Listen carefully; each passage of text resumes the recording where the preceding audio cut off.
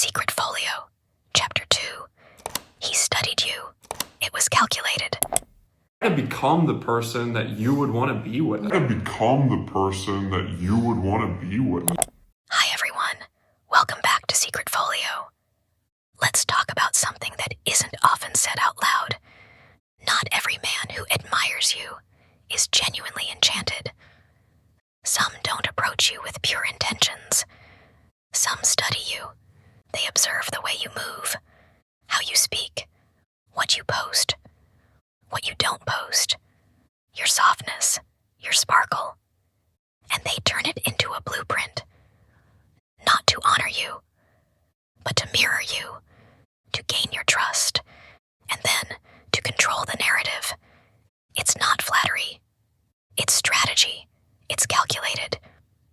You see, when you're visible, online or offline, your essence becomes accessible. And some don't see that as a privilege. They see it as an opportunity. They don't admire you. They audition to become you.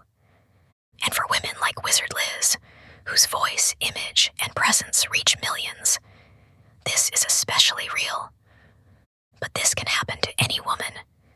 You don't have to be famous. You just have to be radiant. He doesn't date you. He studies you. He mirrors your values, echoes your words, complements your boundaries. Until one day, the mask slips, because admiration has an energy, and so does possession. And when someone admires you to the point of control, you don't feel loved. You feel studied. It moves too fast. The compliments are too curated. The interest is too intense. You feel observed, but not held. He wants access, not intimacy. And that's when you feel it, not just in words, but in your body. Something's off, and you start to realize he's not inspired by your light. He's dependent on it. So how do you know if it was admiration or just performance? Here's what to look for. 1, it moved too fast. From "you're amazing" to "I've never met anyone like you." All before he's truly met you. Speed isn't always intimacy. Sometimes it's strategy. Sometimes it's obsession. 2, he mirrors but never leads. He reflects your light but never generates any of his own. He agrees with everything, adapts to anything. But when it's time to guide, initiate, or offer substance, he freezes. He wants to ride, but never drive, always in the passenger seat, because he didn't come to build. He came to blend in. 3, he's too curious about how others see you. He's not just studying you. He's studying your audience, your friends, your comments, your calls, your rhythm. And by that, I mean your routine. He wants to know your daily schedule, who you see, where you go, how others respond to you, so he can position himself. The more you shine, the more he wants to be near the shine, to possess it. 4, your boundaries trigger a shift. The moment you say no, the moment you need space, the mask slips.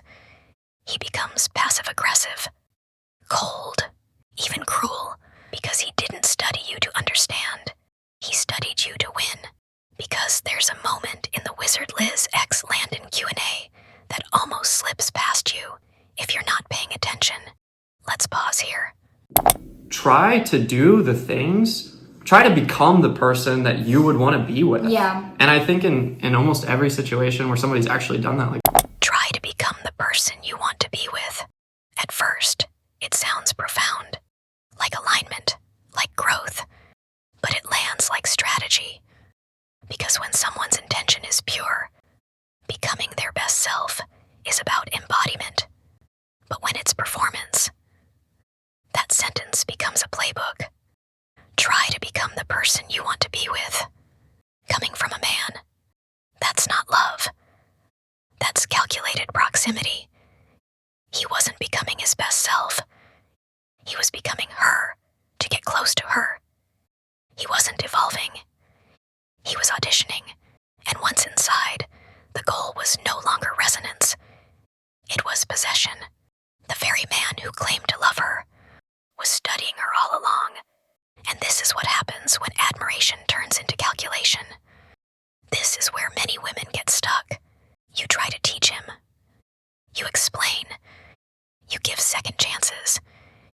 You create little lesson plans, hoping he'll graduate into maturity. But he's not your student, and you are not his curriculum. You're not here to re-educate the man who plagiarized your essence. You don't need to give him another seat in the classroom of your piece. He failed the test the moment he lied about knowing the material. But here's the part that hurts. When someone mirrors you so well, it can feel like love.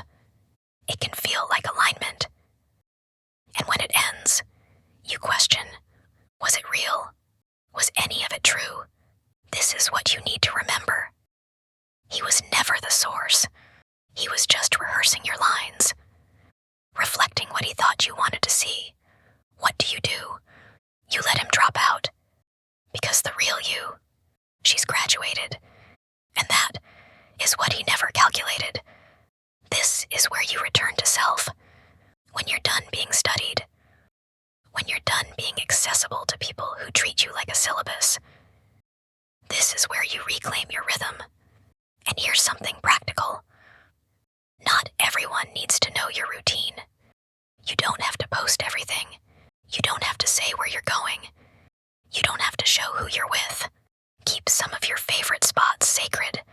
If you always go to the same coffee shop every Wednesday, maybe skip a week. Maybe try a new one. Be a mystery. Let your life breathe in privacy. In general, not everyone who's watching wants you to win.